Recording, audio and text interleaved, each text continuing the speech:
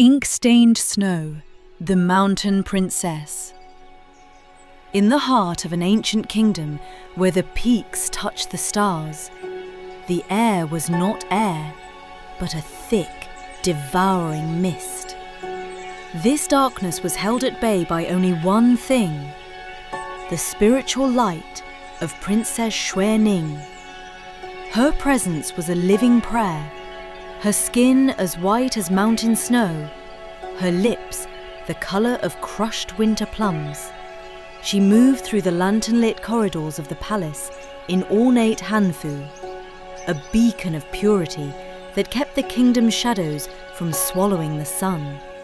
But her light was a threat to the one who coveted eternal life. Queen Yao Ji, the stepmother, was a sorceress of the black arts. Hidden within her private sanctum, she kept a sentient bronze mirror, its surface swirling with the souls of the harvested. To maintain her youth and power, Yao Ji needed the essence of the pure. She stood before the mirror, her eyes cold as jade, and felt the mirror tremble. "The mist grows hungry," the mirror hissed. "Xue Ning's spirit is the only sun left. If you consume her light, you shall never know the touch of age or death." Miles away, Yichen, a wandering exorcist with a noble's grace and a warrior's resolve, felt the balance shift. He was a prince who had traded his throne for a peachwood sword and the path of the spirit. Using a celestial compass, he tracked the spreading rot.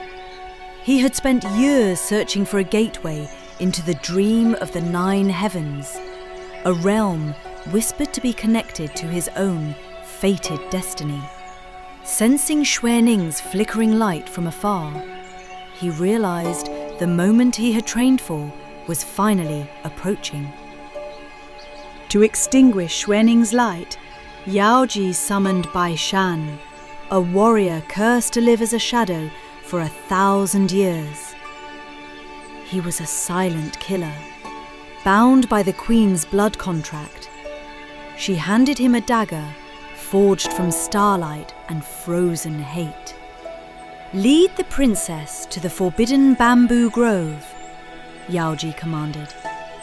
"Cut the thread of her life and bring me her soul essence.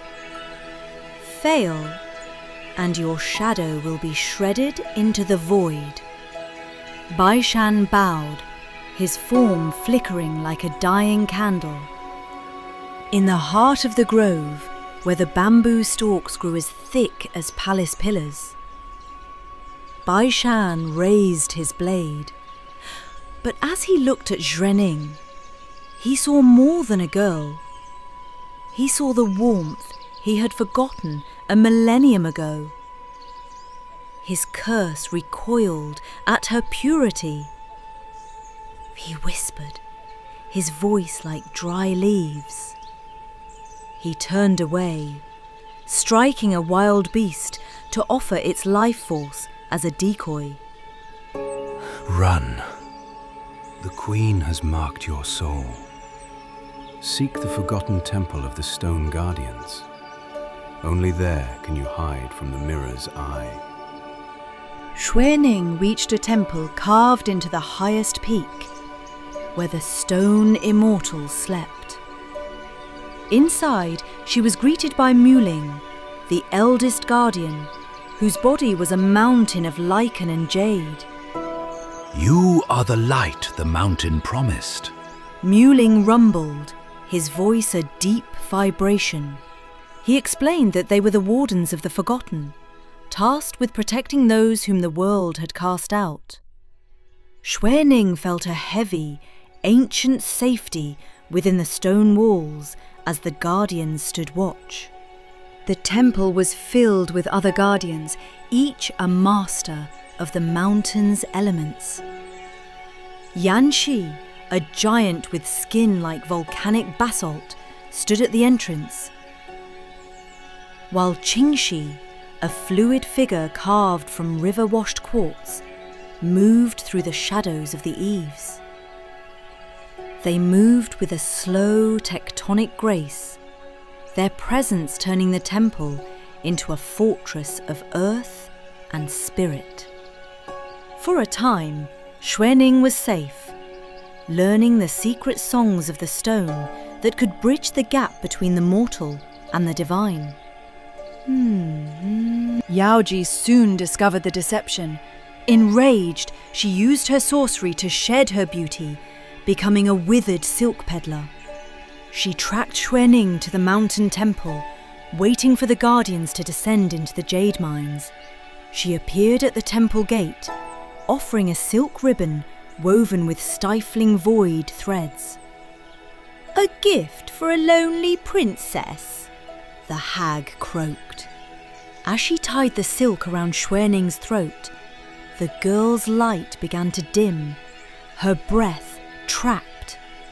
Only the sudden return of the guardians, who tore the silk away, saved her from the dark. The queen returned with her ultimate weapon, the soul-devouring immortal elixir.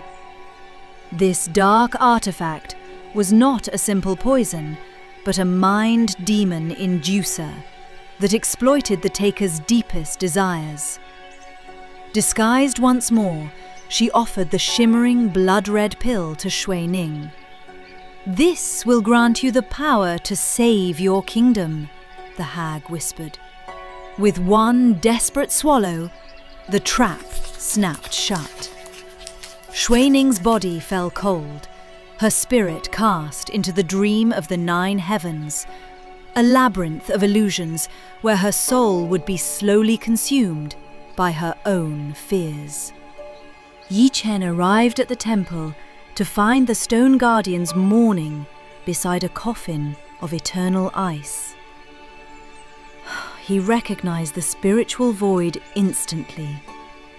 Xue Ning's soul was being digested by the queen's nightmare. Her spirit is trapped in the 9 heavens. I have tracked this dream for lifetimes. It is my fate to enter it. Yichen said to Mu Ling. He began a forbidden ritual, lighting spirit incense and drawing a circle of blood ink. He would project his consciousness into the dream, risking his own soul to pull her back from the abyss. As their hands met, the connection shattered the illusion. Xue Ning awoke, her own brow to the programmed, soul light returning with the force of a summer storm, reflecting back to the palace and shattering the queen's mirror. Yao Ji vanished into the mist she had created. The ice coffin exploded into diamonds of frost as Xue Ning stood, supported by Yichen. Together on the peak, they watched as the sun finally broke through the clouds, painting the mountains in gold. The stone guardians bowed, their long vigil finally complete, as the ink of the world began to bloom with colour.